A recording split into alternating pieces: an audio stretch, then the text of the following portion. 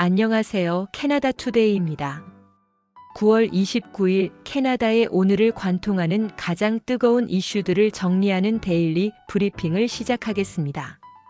오늘 브리핑에서는 연방정부의 주택기금 확대 소식부터 캐나다산 원유를 처음으로 직접 수입한 한국의 소식까지 다양한 현안들을 심층적으로 짚어보겠습니다.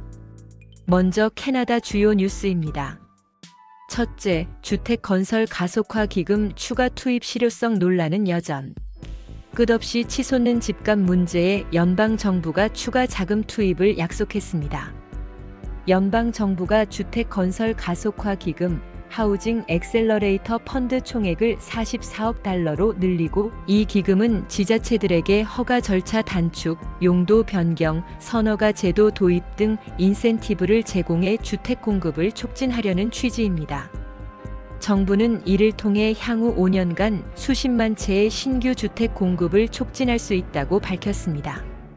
하지만 건설업계는 고금리, 인력 부족, 자재비 상승 등의 구조적 비용 상승 부담을 계속 호소하고 있습니다. 또한 허가, 착공, 완공까지는 수년이 걸리기 때문에 단기 내 시장 안정에는 한계가 있을 것이라는 지적도 많습니다. 다음 뉴스입니다. 주정부들 의료 시스템 지원금 대폭 확대 공동 촉구. 캐나다 전역의 주 총리들이 한 목소리로 연방 정부의 캐나다 헬스 트랜스퍼 및 기타 보건 예산 확대를 공식 요청하고 있습니다. 근거로는 의료 인력 부족, 수술 진료 대기 지연, 병원 과밀화 등이 꼽히며, 특히 일부 주에서는 응급실 붕괴 수준의 압박을 겪는다는 보도도 나옵니다. 연방 정부는 이미 상당한 금액을 지원하고 있다며 효율적인 예산 집행을 강조하면서 양측 갈등이 이어지고 있습니다. 향후 이 문제는 연방과 각 주 간의 예산 갈등의 핵심 축이 될 가능성이 높습니다.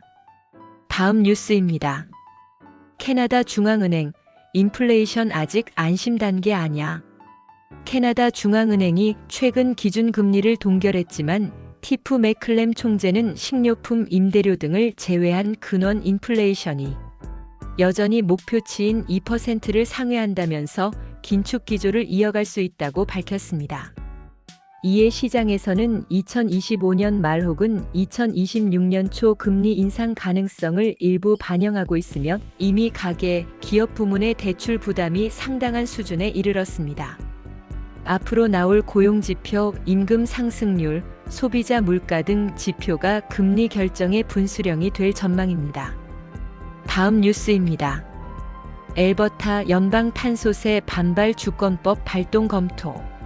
엘버타 주정부가 연방의 탄소 정책이 주의 자원 개발 권한을 침해한다며 주권법 사브런티 액트 발동을 검토한다고 공식화했습니다. 이는 연방 정책에 법적으로 도전하겠다는 시그널로 헌법적 갈등으로 이어질 가능성이 있어 전국적인 정치 쟁점으로 떠오르고 있습니다. 이런 움직임은 연방과 주간의 권력 역학을 바꿀 정도의 잠재력을 지닙니다. 다음 뉴스입니다. RCMP, 이민자, 유학생 대상 사기 급증 경고. 연방 경찰 RCMP가 최근 이민자와 유학생을 겨냥한 사기 범죄 급증에 대해 주의를 당부했습니다. 특히 비자 위험 메시지, 가짜 취업 제안, 비공식 이민 컨설턴트 사기 등이 기승을 부리고 있다고 합니다. 정부 기관은 절대 전화로 사회보장번호나 금융 정보를 요구하지 않으니 의심스러운 연락은 즉시 끊고 신고할 것을 권고했습니다. 유학생, 이민자 커뮤니티 쪽에서는 관련 피해 사례가 증가하고 있으며 신고 캠페인도 확산 중입니다. 한국 연계 뉴스. 다음은 한국과 관련된 소식입니다. 양국 간 에너지 협력에 역사적인 이정표가 세워졌습니다. 지난번에 한국이 캐나다로부터 처음으로 원유를 직접 수입했다고 알려드렸는데, 구체적인 정보를 추가해서 알려드립니다. 지난 4월 HD 현대오일뱅크가 캐나다산 중유 약 55만 배럴을 약 82.3 캐나다 밀리언 달러 규모로 수입한 것으로 확인됐습니다. 이는 트랜스 마운틴 파이프라인 확장 완료 이후 캐나다의 아시아 시장 수출 다변화가 현실화되고 있다는 신호탄으로 양국 에너지 협력 강화의 가능성을 보여줍니다. 이어서 LG 에너지 솔루션과 혼다의 온타리오주 배터리 합작 공장이 2025년 본격 가동을 목표로 준비 중입니다. 이 공장은 캐나다 전기차 산업 전략의 핵심 거점이 될 전망입니다. 또한 수도 오타와에서는 주캐나다 한국문화원이 주최한 한국문화 행사, K-팝 워크샵, 전통 공예 전시 등이 성황리에 열려 한인 커뮤니티와 현지인 간의 문화 교류 붐이 일고 있다는 보도도 있습니다. 캐나다 스포츠 소식. 마지막으로 스포츠 소식입니다. 토론토 블루제이스가 치열한 순위 경쟁 끝에 아메리칸 리그 포스트 시즌 진출을 확정했습니다. 팬들은 로저스 센터에서 열릴 포스트 시즌 홈 경기를 기대하며 뜨겁게 열광하고 있습니다. 미국 메이저리그 사커 LAFC로 이적한 손흥민 선수의 득점포가 멈출 줄을 모르고 있습니다. 손흥민 선수는 지난 토요일 열린 세인트루이스 시티와의 원정 경기에서 멀티골을 터뜨리며 팀의 3대0 승리를 이끌었습니다.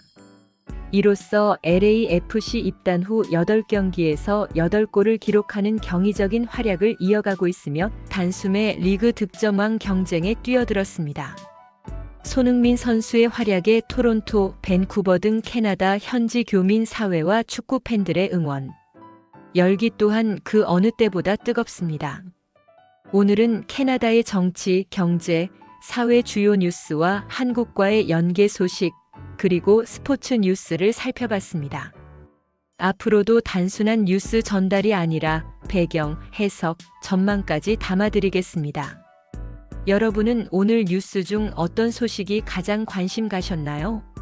댓글로 의견 남겨주시면 다음 영상에서 함께 다루겠습니다.